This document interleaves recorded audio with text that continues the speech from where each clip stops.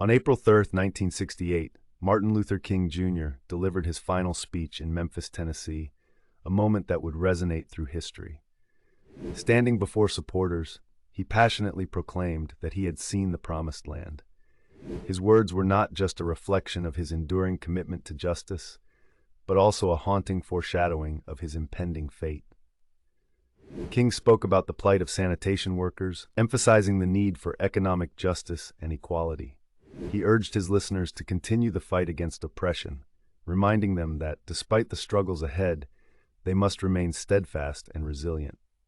The powerful imagery he used stirred emotions, encapsulating the urgency of the civil rights movement. It was a call to action, urging people to stand together against injustice.